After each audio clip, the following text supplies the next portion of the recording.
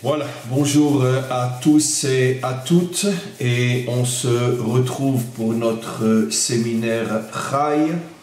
Et le sujet d'aujourd'hui, ce n'est pas un sujet libre, c'est un sujet concernant les parachiotes que nous lisons en ce moment sur l'exil et la sortie de l'exil. Alors on va procéder comme à l'habitude, je vais faire mon intervention et tout de suite après je lirai vos questions.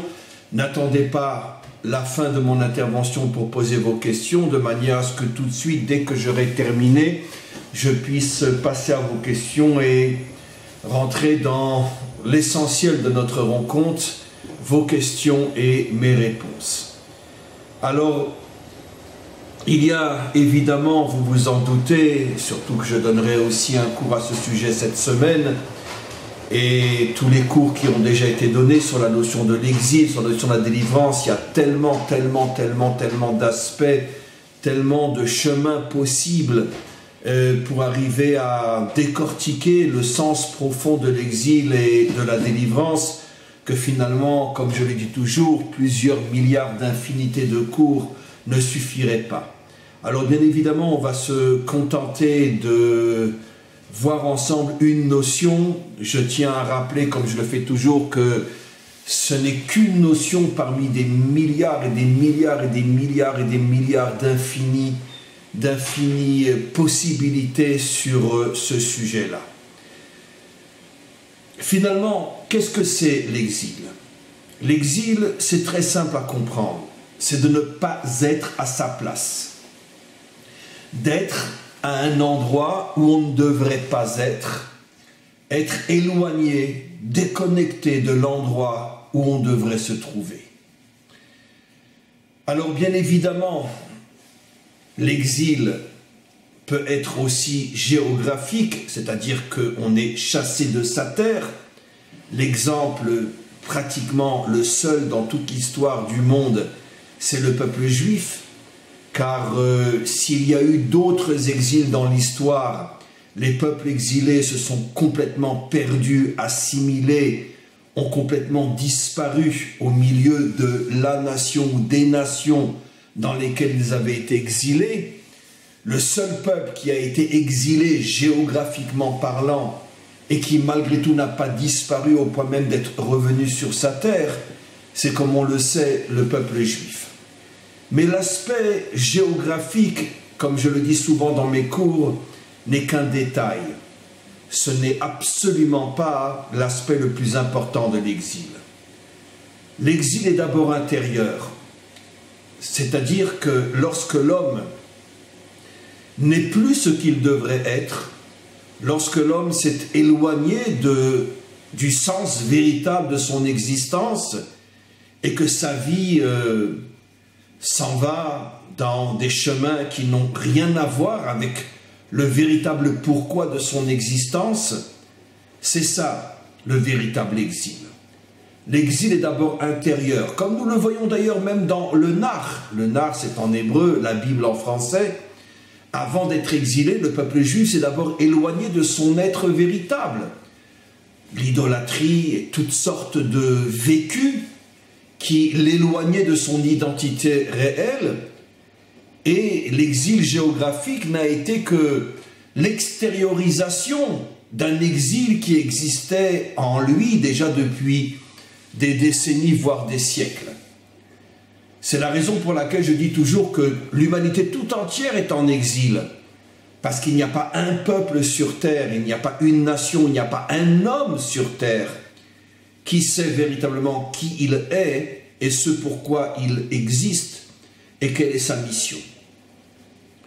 Donc l'exil, encore une fois, celui qui nous intéresse, c'est le fait de ne pas être à sa place sur le plan intérieur, sur le plan psychologique, sur le plan mental, sur le plan moral, sur le plan spirituel, de ne pas savoir qui on est. Et donc, encore une fois, de s'engager dans toutes sortes de directions, de chemins qui ne sont pas du tout ce pourquoi j'existe. Alors, quelle est la racine de l'exil? Pourquoi finalement l'homme, tous les hommes, sans la moindre exception, il y en a qui sont 100% en exil, il y en a qui sont 20%, 30%, 40%, mais tout le monde est en exil jusqu'à la délivrance finale, jusqu'à la venue du Mashiach. Donc, il faudrait comprendre quelle est la racine, le pourquoi de l'exil. Pourquoi sommes-nous en exil?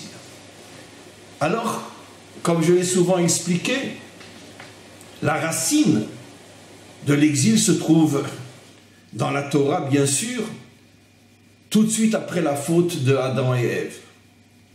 Il est dit, Vaïgaresh otam mi Gan Eden, Dieu les a chassés du Gan Eden, et nos maîtres affirment que avoir été chassés du Gan Eden est la racine de tous les exils que vont vivre tous les individus, tous les peuples, toutes les nations, jusqu'à la délivrance finale. Donc l'exil a commencé tout de suite après la faute, ce qui veut dire donc que finalement, la faute d'Adam et Ève est ce qui a causé l'exil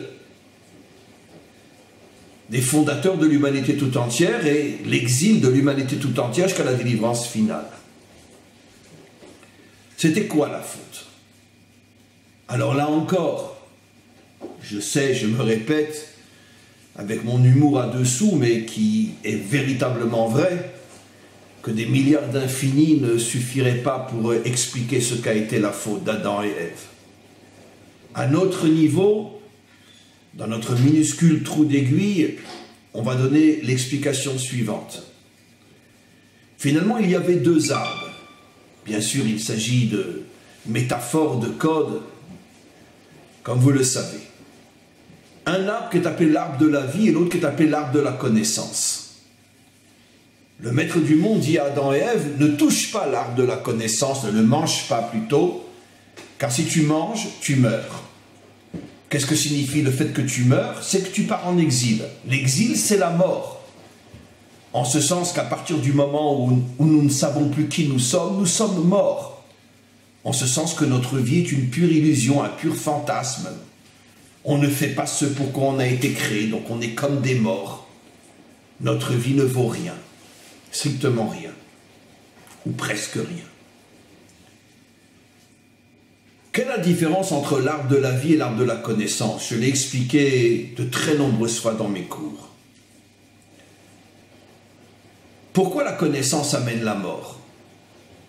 Parce que la connaissance est déconnectée du vécu. Durant toute l'histoire, on vénère, on rend un culte à la connaissance. Un savant, un philosophe, un maître. C'est vrai que c'est le savoir, c'est la connaissance qui fait avancer le monde. Le premier qui a eu l'idée de frapper sur deux pierres pour en sortir une étincelle, un feu, a été finalement le promoteur du développement du monde. Tout a commencé avec deux silex et aujourd'hui on en est à l'informatique et à beaucoup plus encore. La civilisation a commencé lorsque quelqu'un s'est dit que peut-être en tapant sur ces deux pierres, on ferait sortir quelque chose. Et ce quelque chose-là a été la source de toute la civilisation jusqu'à aujourd'hui. C'est vrai que dans tous les domaines, ceux qui savent, ceux qui ont la connaissance, le savoir, font avancer le monde. On va bien sûr nuancer ce que j'explique. Dans le domaine politique, quelqu'un d'intelligent, quelqu'un de pragmatique, quelqu'un qui a du charisme. Bref, dans le domaine politique, dans le domaine social, dans le domaine religieux aussi. Dans tous les domaines, qui sont ceux que l'on vénère parce que c'est ceux qui donnent l'impression qu'ils font avancer les choses? C'est finalement ceux qui ont le cerveau. C'est vrai que le cerveau est d'une certaine manière la partie la plus importante de l'homme. Et pourtant, la Torah nous dit, ne suis pas le cerveau, car le cerveau, c'est la mort. Dans le langage codé, métaphorique de la Torah, ne mange pas de l'arbre de la connaissance, tu vas mourir. Pourquoi? Parce que lorsque la connaissance est déconnectée du vécu, faites ce que je dis, mais ne faites pas ce que je fais. Lorsque tu fais confiance à la connaissance et tu ne t'interroges pas sur le vécu de la personne, mais sous prétexte qu'il a le savoir, il a la connaissance, alors tu le suis, tu le prends comme modèle, c'est à ce moment-là que tu sombres toi-même et tous ceux qui te suivent et le suivent. On sombre tous dans la mort. Parce que le seul critère qui peut me permettre de choisir un modèle, c'est le vécu de la personne et non sa connaissance. Donnons un exemple très simple. On fait confiance à des leaders politiques qui effectivement ont du charisme, ont une intelligence hors du commun, ont un courage hors du commun, des gens qui savent prendre des responsabilités, des décisions. Et on ne fouille pas leur vécu, leur vie privée. Il se peut, et c'est généralement toujours le cas, que dans sa vie privée, c'est peut-être un homme qui a divorcé plusieurs fois, ou même s'il n'a pas divorcé, qui court à droite et à gauche, qui n'est pas fidèle. C'est peut-être quelqu'un avec, dans sa vie privée, quelqu'un de coléreux, quelqu'un d'orgueilleux, quelqu'un qui n'est pas charitable du tout. Mais ça ne dérange personne. Parce qu'en tant que dirigeant, je vois qu'il fait des choses extraordinaires. Ah, dans sa vie privée, c'est sa 5e femme, c'est sa 1000e petite copine. C'est pas grave. Je rentre pas dans sa vie privée, c'est pas mon problème. Son vécu ne m'intéresse pas. Ce qui compte, c'est que, en tant que dirigeant d'une nation, ça a l'air de marcher. Je pose une question bête.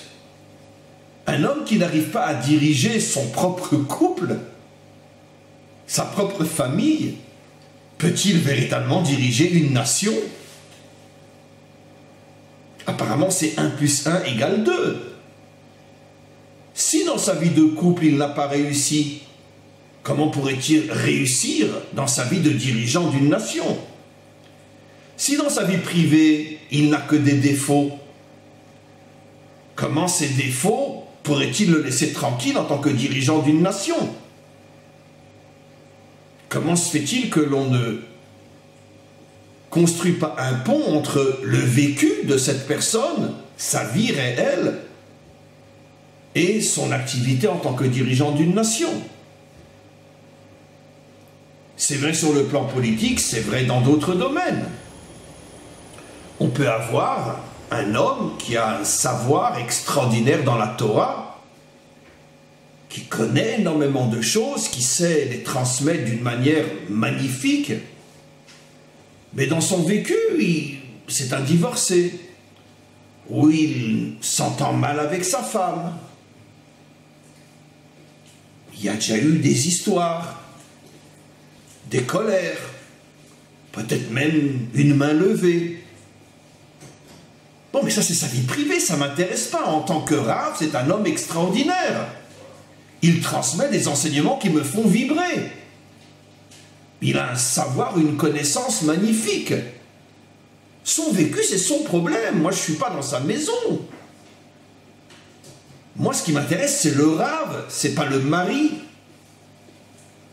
Et ainsi de suite. Malheureusement, depuis la faute de Adam, l'homme a déconnecté le vécu du savoir. C'était ça, la faute de Adam. C'est ça le grand message que nous transmet la Torah.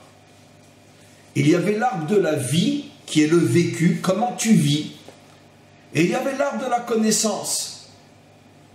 Le maître du monde a dit à Adam, je t'interdis de te diriger vers la connaissance tant que tu n'auras pas construit ton vécu. Je veux que tu sois un homme bien, qui vit avec des valeurs, qui sait construire son couple, qui sait construire sa maison. Et quand tu auras prouvé que tu es un homme bien, alors rajoute aussi, car c'est très très très important bien sûr, rajoute aussi la connaissance. Mais aller vers la connaissance tant que tu n'as pas construit ton vécu, l'arbre de la vie, c'est aller vers la mort. C'est pas ça la vie. C'est pas du tout une référence. Un grand philosophe a écrit 100 livres que l'humanité tout entière lit, mais lui-même a divorcé 3 fois. Ces livres-là ne sont même pas bons à utiliser comme papier toilette dans un WC. Et je suis sérieux de ce que je dis. Parce que s'il a divorcé 3 fois, c'est absolument impossible que cet homme puisse aider le monde. Ah, pourtant, c'est beau, c'est des enseignements, c'est... Waouh! Tout enseignement qui est transmis par un homme qui n'a pas réussi dans son vécu sont des enseignements qui, tôt ou tard, nous amènent à la mort. Et c'est vrai dans tous les domaines. La première chose que l'on devrait faire avant de décider que quelqu'un devient notre modèle, c'est de voir comment il est dans son vécu.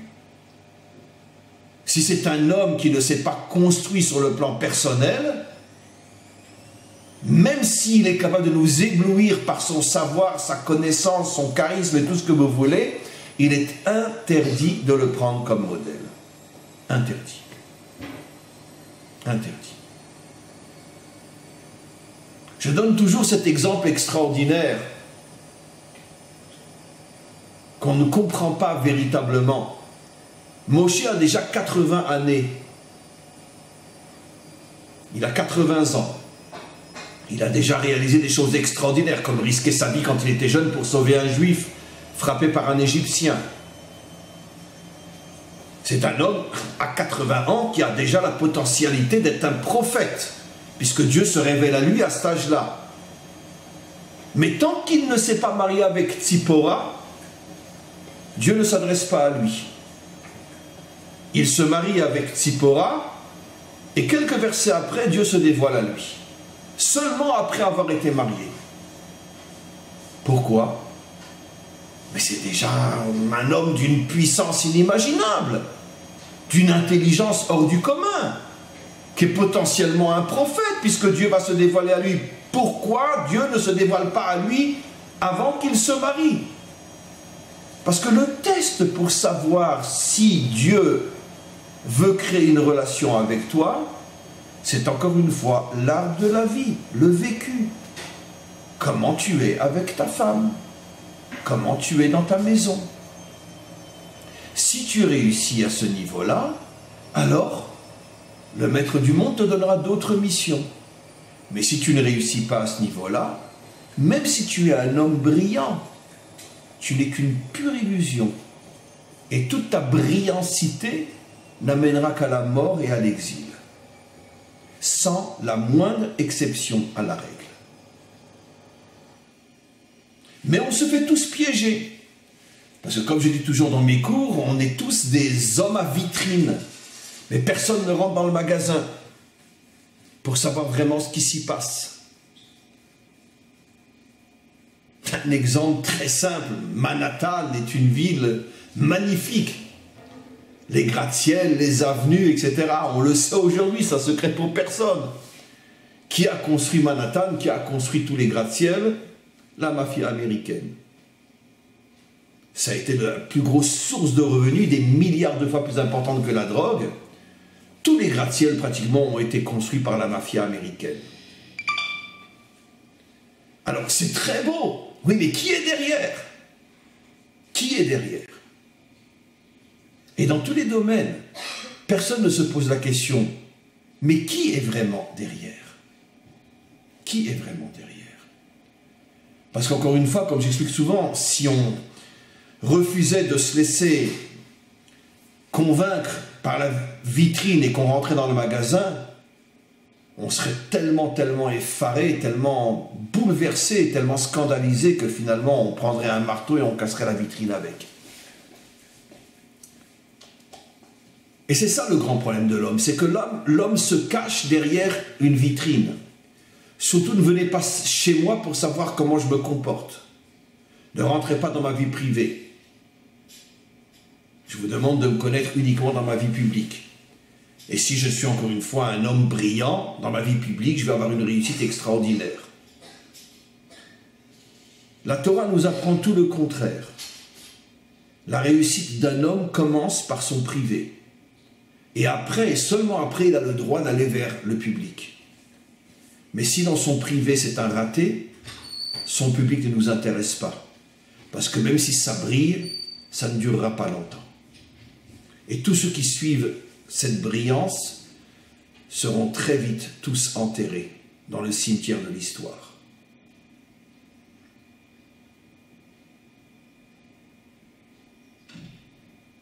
On a énormément de cas comme celui-là dans l'histoire humaine.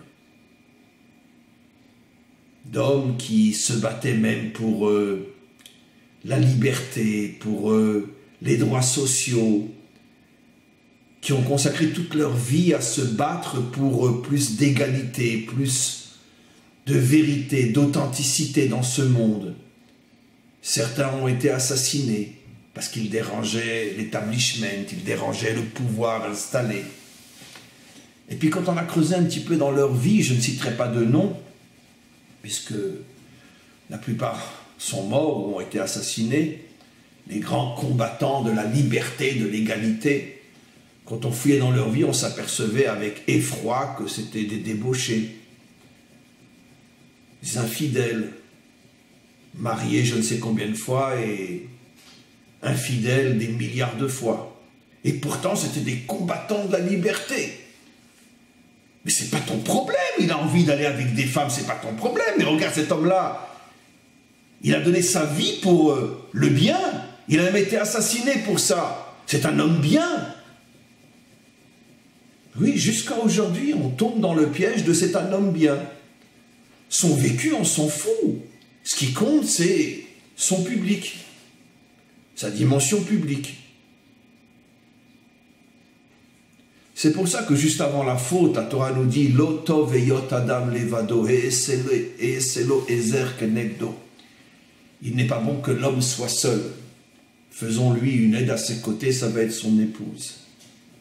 C'est-à-dire que la Torah affirme que la seule possibilité d'être un homme tov, être un homme bien, c'est dans ta relation de couple.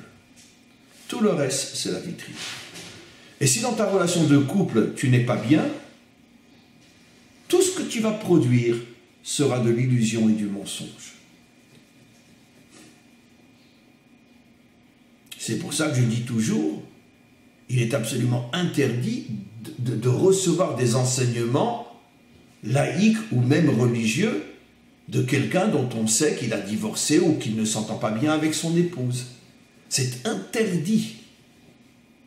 Ah mais pourtant c'est un maître extraordinaire. Non. S'il ne réussit pas sa vie de couple, ça ne peut être qu'une pure illusion. Pourquoi je parle du couple? Parce que c'est ce que dit la Torah. Lo tov eyot adam levado. L'homme ne peut pas être tov, ne peut pas être bien, ne peut pas être réussi sans sa vie de couple. C'est intéressant, je voudrais rajouter quelque chose ici d'extraordinaire. Et par rapport aux enfants, et s'il n'a pas réussi avec les enfants, là, on a des témoignages bouleversants dans la Torah des plus grands hommes de l'humanité qui ont raté avec une partie de leurs enfants. Abraham a quand même mis au monde Ishmaël. Mais Ishmaël, ce n'est pas encore le plus méchant dans le récit biblique. Loin de là. Yitzhak et Rivka ont mis au monde Esav, qui sera lui-même le grand-père d'Amalek, l'arrière-arrière-arrière-grand-père de Haman qui a voulu exterminer le peuple juif. Oui, le fils de Yitzhak et de Rivka. Yaakov a mis au monde des enfants qui se sont tellement disputés que les uns ont vendu les autres. Le roi David a mis au monde un fils qui a voulu le tuer. Avshalom qui a voulu tuer son père. Le roi Hiskiyahu, sur lequel on dit qu'il aurait pu être le Messie, a mis au monde le roi Ménaché, qui d'après la Bible est le pire de tous les rois d'Israël, dans la débauche, dans l'idolâtrie, dans le meurtre.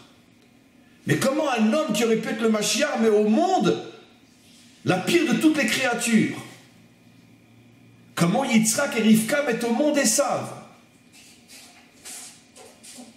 Ici, la réponse est très simple. Parce que quand on met un enfant au monde, on ne met que son corps au monde.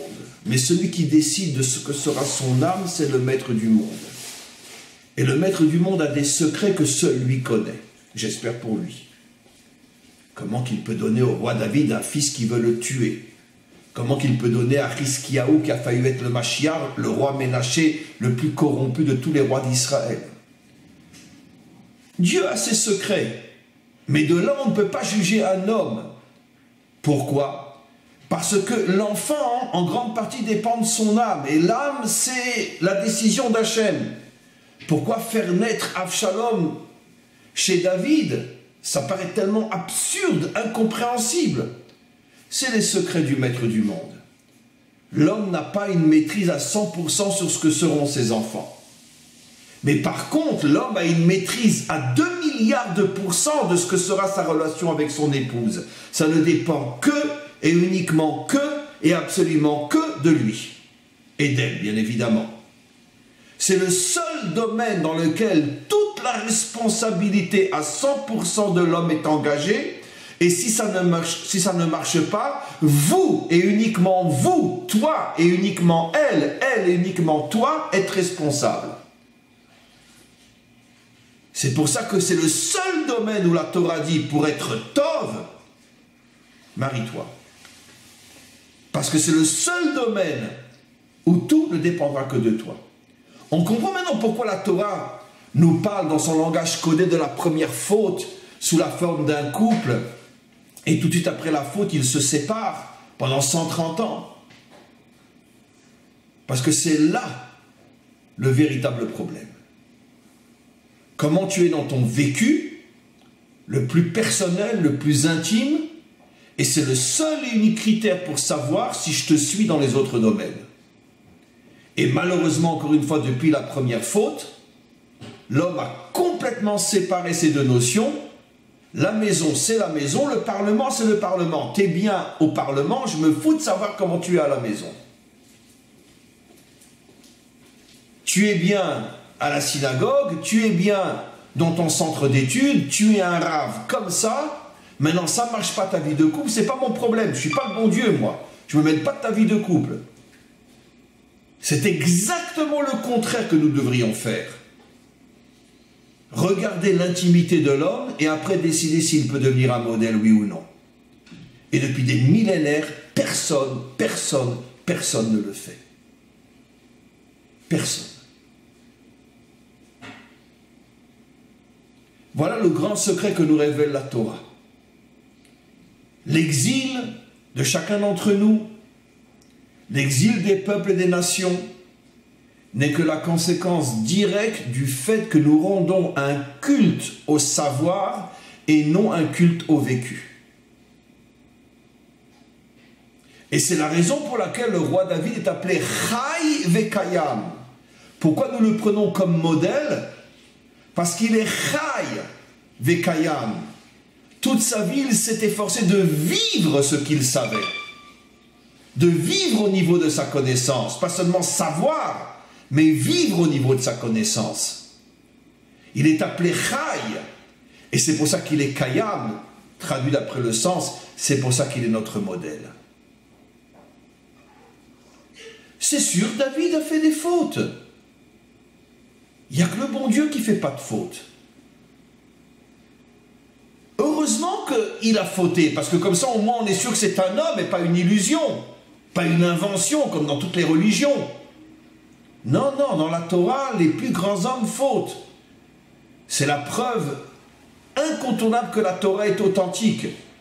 Nous sommes, on pourrait dire, la seule Bible au monde qui mettons en évidence les fautes de nos plus grands. Moshe a fauté, David a fauté, C'est la preuve que la Torah est authentique, car aucun homme n'est déifié. Dès qu'on déifie un homme, tu peux être sûr que tu peux prendre toute la Bible et la rentrer aux toilettes. Et encore, c'est une insulte pour papier toilette, qui vaut mieux que cette Bible-là. Non. Un homme faute, et c'est pour ça que c'est un homme. Mais la grandeur de David, c'est qu'il a toujours reconnu ses fautes. Il a toujours fait teshuva. Il a toujours regretté. Il a toujours pleuré. Il s'est toujours assis par terre après chaque faute. Il s'est couvert la tête de cendres. Il s'est frappé la poitrine. C'est pas la faute qui fait de nous un petit homme. C'est le fait qu'on ne reconnaît pas ses fautes.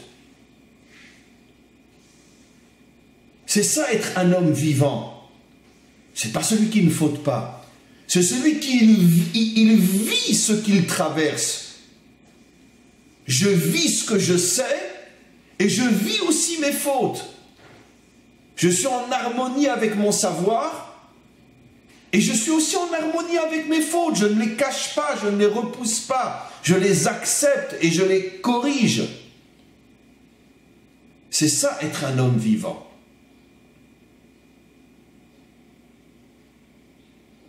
Alors finalement, le message, il est clair.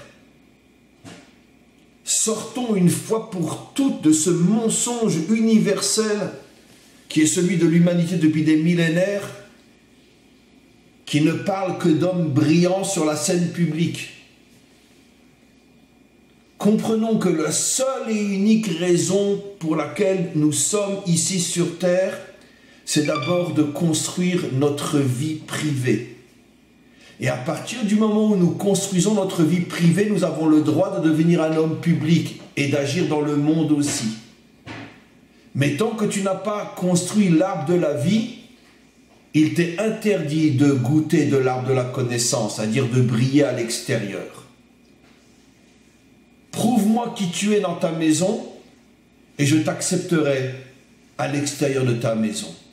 Mais tant que tu refermes la porte pour que personne ne puisse rentrer et voir ce qui se passe chez toi, même si tu es brillant comme un soleil à l'extérieur, je te dis, tu n'es qu'une pure illusion. Et ton soleil brille des rayons de fantasmes et des rayons illusoires qui t'amèneront, toi et tous ceux qui te suivent, à une mort certaine, ne plus savoir qui on est et où on va. Voilà.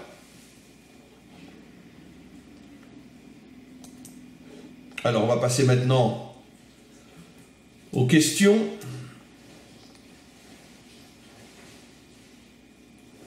Gilles, merci Rav d'approfondir les nuances entre exil et exode. Il semble que s'exiler soit un passage nécessaire. Oui, il est absolument impossible de ne pas être en exil parce qu'il est absolument impossible de naître parfait et dans le chemin que j'ai choisi dans cette intervention, encore une fois, c'est un chemin parmi des milliards d'autres, mais le chemin que j'ai choisi dans cette intervention, la construction personnelle, dans le couple, dans sa vie privée, qui est un aspect très important, mais qui est loin d'être le seul, je n'ai pas parlé d'autres aspects, bien sûr. On ne peut pas naître dès le départ, dès le premier jour du mariage, on ne peut pas avoir un couple parfait. Donc, tant qu'on est dans la construction de sa vie privée, effectivement, on est encore en exil. Mais à partir du moment où ma vie privée est construite, je sors de l'exil. En ce sens que je sais qui je suis, je sais pourquoi j'existe, et je sais quelle est ma mission. Bon, je n'exagère pas, je ne vais pas dire à 100%, mais je sais où je suis. À partir du moment où je suis bien avec moi-même, je suis sorti de mon exil. Et donc, personne ne peut éviter l'exil, mais tout le monde a le devoir et la possibilité d'en sortir. Christine, l'exil alors est donc la séparation de la dimension masculine et féminine, et en sortir c'est la réunion des deux. Absolument, absolument. J'ai déjà fait remarquer que tout de suite après la faute, Adam s'est séparé de sa femme pendant 130 ans, d'après notre tradition. Et ces 130 ans correspondent aux 130 ans d'exil en Égypte avant la naissance de Moshe, c'est-à-dire avant que ne commence le processus de la délivrance qui a duré 80 années. Puisque si on prend 130 et 80, ça fait 210, et d'après notre tradition, on est resté 210 ans en exil véritable, c'est-à-dire en souffrance véritable. Mais il n'y a eu que 130 ans d'exil réel, et lorsque Moshe est né, le processus de la délivrance commence, même s'il va durer encore pendant 80 années. Pourquoi 130? Ben, vous avez donné la réponse.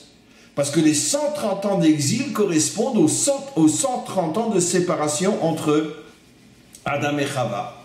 De là, on voit qu'effectivement, la source première et profonde de tout exil, c'est finalement la non-construction ou la destruction du couple. C'est la racine de tous les exils de l'humanité, de tous les problèmes de l'humanité. Tout commence à cet endroit-là. Mais c'est quelque chose qui paraît tellement invraisemblable que aujourd'hui l'humanité n'est pas prête à recevoir cette clé qui est la clé de tous les problèmes de l'humanité.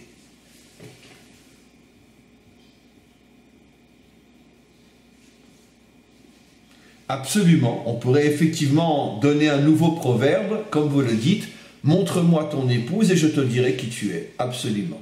Kevin, si un maître ou un dirigeant explique ou enseigne une notion qu'il a du mal à mettre en pratique, mais il explique que lui lutte pour mettre cette notion en pratique et il dit qu'il faut la mettre en pratique, cela est important. Fais ce que je dis, ne fais pas ce que je fais. Cet homme peut-il être pris comme modèle? Oui. Vous avez en grande partie raison. Si quelqu'un a le courage de dire, écoutez, regardez, je sais que, je donne un exemple dans le cadre du cours, je sais que la construction du couple est très importante. Moi-même, j'ai échoué, je n'ai pas réussi, j'ai des gros problèmes à ce niveau-là. Et qu'il le dit, tu peux l'écouter, puisqu'il a l'honnêteté de reconnaître que lui-même a des problèmes. Donc, si quelqu'un transmet un enseignement et qu'il a le courage de dire mais attention, moi je ne suis pas un modèle dans ce domaine, alors effectivement ça prouve qu'il est honnête, ça prouve qu'il est authentique, ça prouve qu'il est vrai et ça prouve qu'il met en garde ceux qui l'écoutent de ne pas le prendre comme un modèle parce que lui-même est loin d'avoir réussi. Donc on le prend avec réserve. Mais si c'est quelqu'un qui coupe complètement sa vie publique de sa vie privée et qui en plus a le malheur d'être extrêmement brillant, alors là c'est très grave parce qu'il va rouler tous ceux qui le suivent. Et même si ceux qui le suivent s'aperçoivent que dans sa vie privée c'est pas ce qu'on pensait, ben ils arriveront à la conclusion de celle de l'humanité tout entière. Mais sa vie privée, c'est son problème, ça ne me regarde pas. Et avec, bien sûr, avec des paroles d'évangile, je n'ai pas à rentrer dans sa vie privée. Qui suis-je pour? Et donc, on va justifier le fait qu'on continue à le prendre comme modèle en disant, mais moi, qui suis-je pour rentrer dans sa vie privée? Alors que c'est tout le contraire qui est vrai. Si tu ne veux pas le prendre comme modèle, effectivement, ne rentre pas dans sa vie privée. Mais si tu veux le prendre comme modèle, tu as l'obligation de rentrer dans sa vie privée, de savoir qui il est dans sa vie privée. Et si tu vois qu'il le cache, et qu'il refuse d'en parler, et qu'il refuse de mettre en évidence ses problèmes et ses défauts, alors dans ce cas-là, fuis-le, parce que c'est un homme extrêmement dangereux. Peut-on suivre, Kevin, peut-on suivre un maître rempli de sagesse et de connaissances avec une vie suivant ses enseignements mais qui n'est pas marié? Non, absolument pas, interdit. C'est d'ailleurs un enseignement dans le Talmud lui-même. Il y avait un jeune Rav qui était extraordinaire et quand un de ses élèves ou un de ses compagnons a appris qu'il n'était pas marié, il a tourné le visage de lui, il refusait de le regarder. Et lui disait, tant que tu ne seras pas marié, je refuse de te regarder, à plus forte raison de suivre tes enseignements. C'est absolument interdit de suivre les enseignements, je dis comme un maître, comme on suit un maître. Bon, tu veux suivre des enseignements comme dans Google, tu as besoin de savoir quelque chose et puis tu demandes à quelqu'un, il te dit voilà 1 + 1 = 2. Bon, ça c'est du Google, je ne parle pas de ça. Mais si tu veux suivre quelqu'un et en faire ton maître, c'est-à-dire celui qui te construit, pas seulement celui qui te transmet une connaissance, mais qui te construit, c'est interdit de suivre les enseignements d'un homme non marié ou d'un homme divorcé, qui n'est pas remarié. C'est une interdiction absolue. Interdit. Car il ne peut pas être un homme bien. C'est absolument impossible.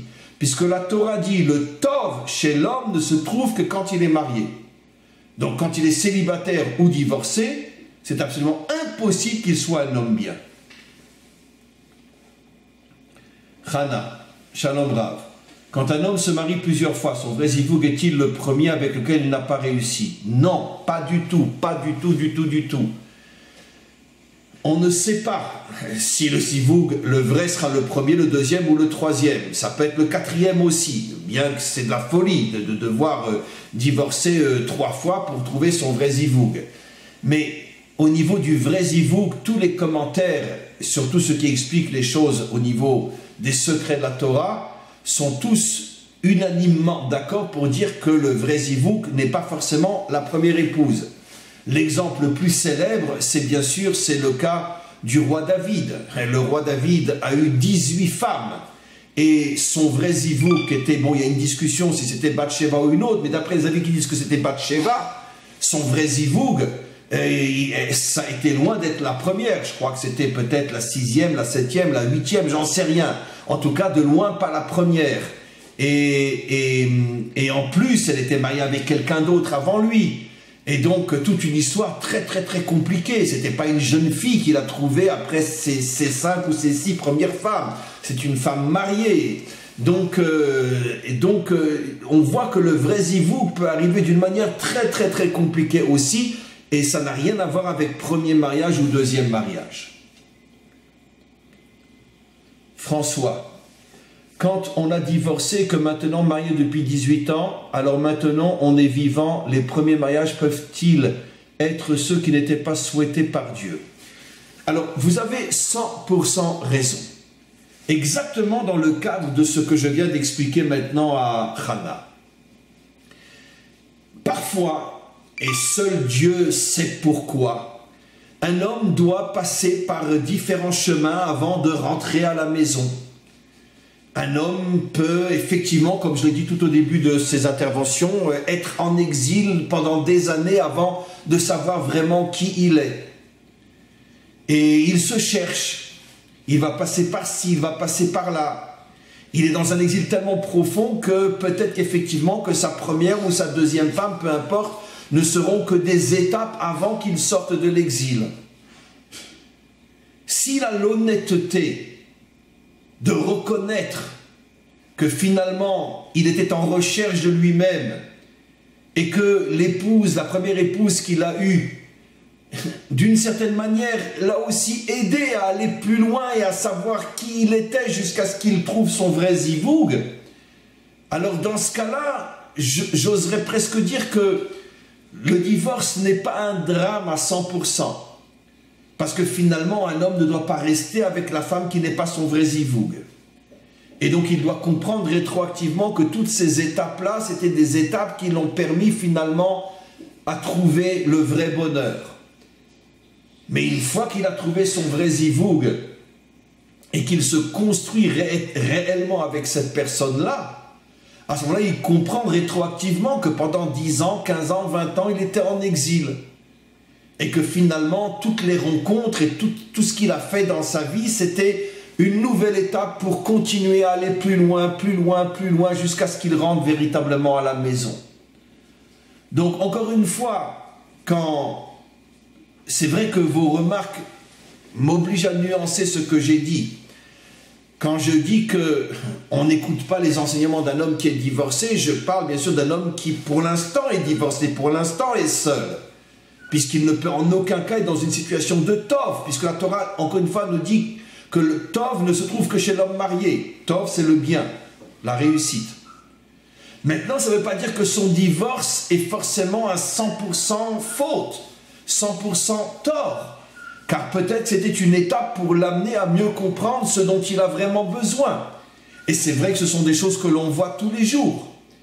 Des hommes qui ont divorcé, puis après se remarient et trouvent véritablement leur vrai zivoug, qui n'était pas le premier mais le deuxième. Mais je rajouterai que quand on a divorcé une fois, on doit vraiment à ce moment-là se mettre dans un coin, se regarder dans un miroir et se dire, le prochain mariage, tu dois donner ta vie pour qu'il réussisse. Parce que peut-être que le premier n'était qu'un essai, mais tu ne vas pas toute ta vie t'amuser à écrire sur des brouillons, il faut bien que tu arrives au propre. Donc fais en sorte que le prochain, ça soit le vrai, le bon.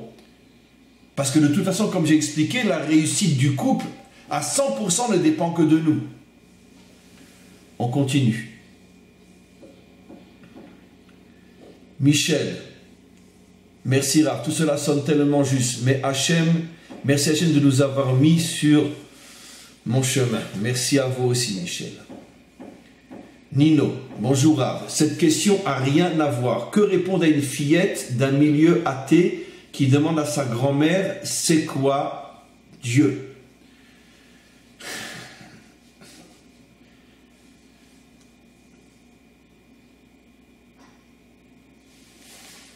Je répondrai d'une manière qui n'est pas religieuse du tout, mais qui est la bonne réponse, dans, bien sûr, la génération dans laquelle on vit.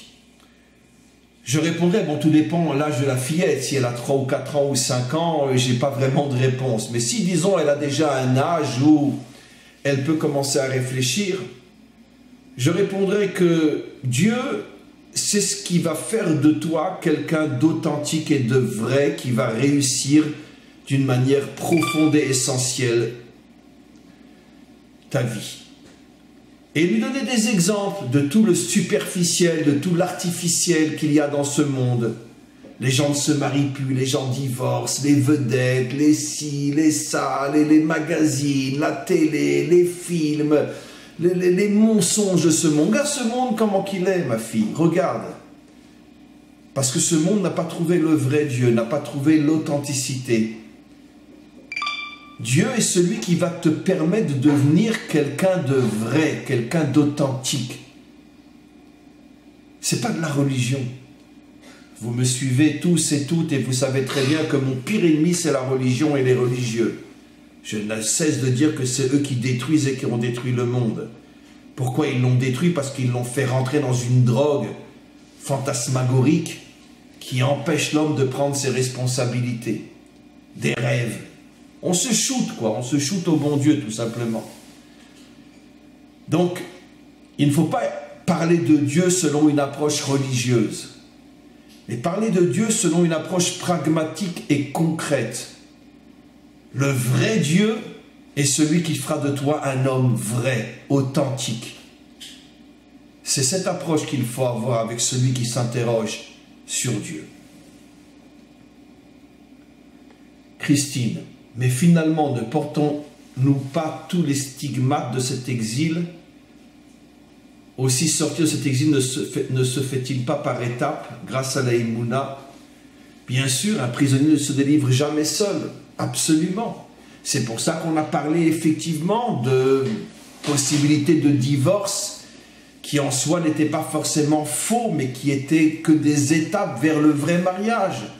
C'est pour ça qu'on est tous en train de se chercher. C'est pour ça que même dans un mariage qui est le bon dès le départ, ça ne marche pas facilement dès le départ. C'est-à-dire qu'effectivement, la nature profonde de chaque homme et de chaque femme, c'est d'être en exil et de sortir de cet exil. Nous sommes nés dans l'exil et nous sortons de cet exil, absolument. Donc c'est sûr que c'est étape par étape. Ça peut prendre 10 ans, 20 ans, 30 ans, 40 ans. Rabbi Akiva, qui est devenu le plus grand maître de tous les maîtres d'Israël, jusqu'à l'âge de 40 ans, était un ignorant total qui haïssait la Torah. Jusqu'à l'âge de 40 ans. Donc, c'est bien un exemple comme quoi, d'abord, il n'est jamais trop tard pour se prendre en main. Et c'est aussi la preuve comme quoi quelqu'un peut passer des décennies de sa vie à être complètement perdu jusqu'à ce qu'il ait le déclic. Et c'est intéressant le cas de Rabbi Akiva. Qui l'a sauvé, Rabbi Akiva? Sa femme, Rachel. Elle a vu en lui une étincelle géante qui se cachait en lui. Elle l'a épousé et elle en a fait Rabbi Akiva. au point qu'un jour, il dira à ses élèves, « Sheli veshela shelachem » ce que je suis, ce que vous êtes, c'est elle, c'est pas moi, arrêtez de me regarder comme votre maître. Le vrai maître de nous tous, c'est elle. Cette histoire confirme tout ce que je viens d'expliquer. Que le plus grand maître d'Israël a reconnu que ce qu'il était, c'était elle. C'est-à-dire donc sa réussite dans sa vie de couple. Et sans elle, il serait resté un ignorant qui serait passé à côté du géant qui se cachait en lui. Cette histoire est fabuleuse, parce qu'elle explique tout. Ne cherche pas au bout du monde, à midi et 14h, je ne sais pas comment on dit en français, vous m'avez compris, ne cherche pas la réussite là où elle n'est pas. Ta construction ne se trouve qu'à un seul et unique endroit, chez toi, dans ta maison.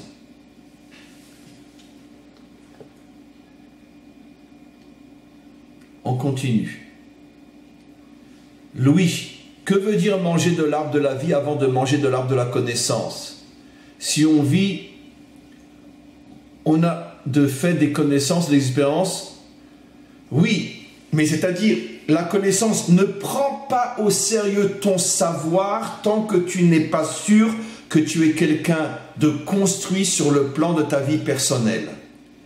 Et à plus forte raison, ne transmets pas ton savoir aux autres tant que tu sais que tu n'es pas un modèle sur le plan de ta vie personnelle. C'est ça dont on parle. Évidemment qu'on peut avoir des connaissances, mais des connaissances Google. Ce n'est pas de ces connaissances que je parle, cher ami. Je ne parle pas de Google. Google en connaît plus que l'humanité tout entière. Pourtant, il n'est pas marié, c'est une machine. Je ne parle pas d'une connaissance dans le sens 1 plus 1 égale 2. Je parle d'une connaissance qui fait de moi un modèle et un maître, comme j'ai expliqué de nombreuses fois dans mon explication. Je parle de quelqu'un qu'on prend comme un modèle, quelqu'un que l'on veut suivre. À ce niveau-là, je dis, il t'est interdit de te présenter comme un modèle tant que tu n'as pas réussi ta vie personnelle. C'est à ce niveau-là, que ce soit un modèle politique, un modèle philosophique, un modèle religieux. Personne n'a le droit de se prétendre être un modèle si dans sa vie personnelle, il n'a pas réussi. C'est à ce niveau-là que je parle. Christine, pas évident quand une âme juive se réveille sur le tard, 33 ans de mariage, et espère que son mari est lui aussi une âme juive. Il y a des milliers de cas dans toute l'histoire de notre peuple, de personnes qui se sont réveillées parfois sur le tard, et qui ont malgré tout réussi. C'est une question de détermination, de conviction, de certitude, et bien sûr au-dessus de tout d'une émouna inimaginable que si c'est effectivement le cas, que je suis une âme juive perdue qui se réveille, c'est sûr et certain que le maître du monde m'aidera à rentrer à la maison. Ça sera dur, ça prendra du temps, mais la détermination et la émouna sont les deux forces qui amènent chaque homme et chaque femme là où il doit arriver.